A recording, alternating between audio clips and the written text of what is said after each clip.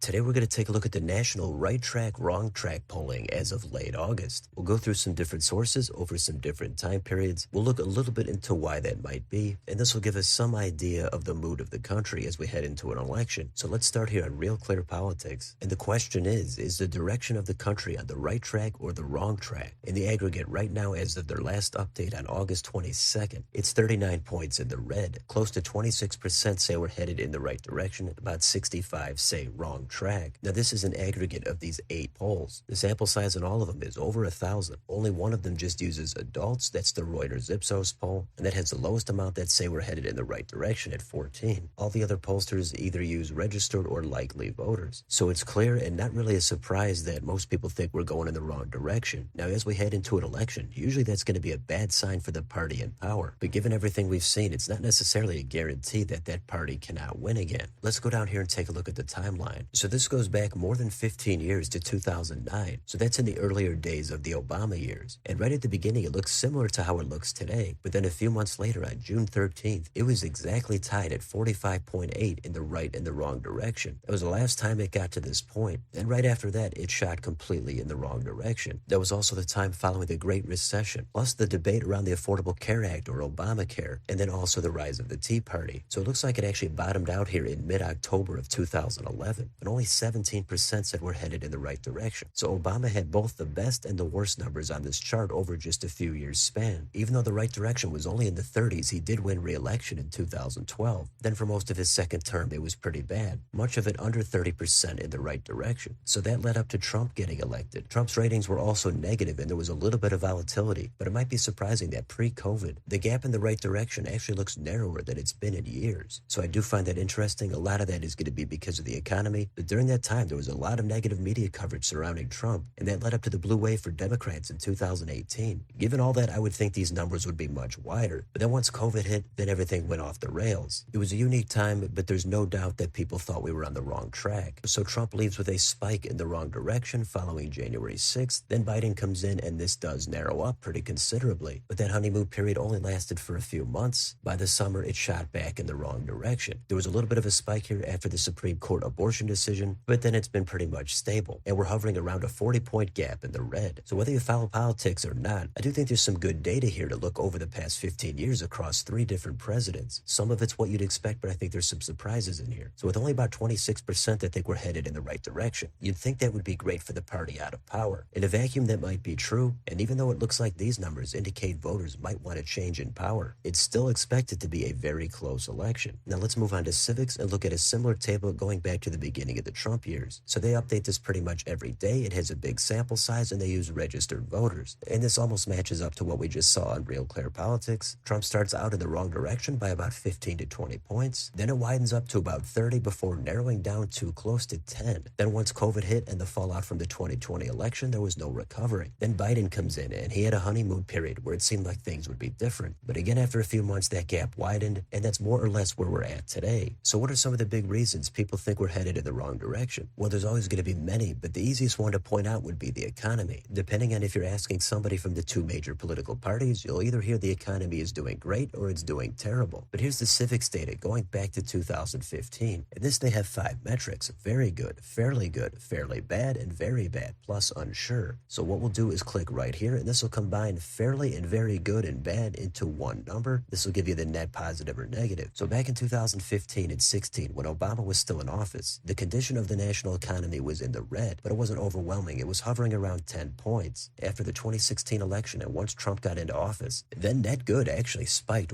way up to over 50%, and it stayed there for a couple of years. In this period where the economy was viewed as doing well under Trump, that is something we've seen reflected in current polling, where a lot of voters do have nostalgia for the economy under Trump, at least pre-COVID. Now, of course, once COVID and the lockdowns came, then it went way down until Biden got into office. Then it started to recover, but then all the inflation kicked in. Then it sank way back down. And regardless of the unemployment rate comparison to other countries or any increase in wages, that massive increase in cost of living and debt burden for years, that's what voters are feeling the most. And that stands out over any other positive metrics. So that economic sentiment has been on the upswing slowly for the past couple of years, but it's still 23 points underwater. So again, if you're the party in power, it's not a good sign. So there's a clear opening for somebody like Trump to take advantage of these numbers. But he's got his own problems. He's got a lot of baggage. it's possible he's not able to get the job done. So why else might Americans think we're on the wrong track? Well, there's never going to be one simple answer. I usually like to break it down between two categories, the economic side and the cultural and the social side. If we look at this Newsweek article, they mentioned that this century there has been a period of political volatility. There's been a lot of changes in the balance of power. And usually I think the unpopularity of each side is what brings the other side into power. Each side I think has some things a lot of voters want, and they also have some things a lot of voters don't want. So once either side gets into power, they also can't resist bringing in some of the things that voters aren't going to want. That riles up the other side, and things tend to pendulum back and forth. And it turns into a vicious cycle of anger and resentment, while simultaneously having each side claim they're doing so much for everyday Americans. Now, one of the important economic issues they mention here is going to be rising healthcare costs. The entire system, I think, has so many problems, but the costs just seem to keep spiraling out of control. Here's the cumulative price change in Consumer Price Index for all urban consumers for medical care and for all goods and services. It starts around the year 2000. So way back then, you can see medical care was on par with all goods and services. But over the past 2+ decades, that gap has widened considerably. Now, even though cost is important, there's a lot more to it. There's going to be quality and there's going to be access. But healthcare is definitely something everybody needs. Politicians love to talk a big game, but in the end, they just make little tweaks and nothing fundamentally changes. It's complicated, but usually the messaging on this issue does favor the Democrats. Now, I don't want to spend too much time on healthcare, but here's one more chart to point out. And we often hear that the U.S. spends way more on healthcare than comparable countries. This graph completely backs that up. The costs here are exorbitant, and it seems like most people are just unsatisfied with the system. Now, if you have a lot of money, you can pretty much do whatever you want. But for the vast majority of us that don't have a lot of money, even if some changes to the system are not going to be perfect, what we're doing right now just seems to not be working. And that certainly contributes to why people think we're headed in the wrong direction. So there are a lot of other economic issues out there that have a stake in politics. But the other side of the equation, I think, are cultural or social issues. And on that front, it seems like we've completely drifted apart over the past 10 or 20 years. If we look at this chart on Gallup, this asks, thinking about your social issues, would you say your views are very conservative,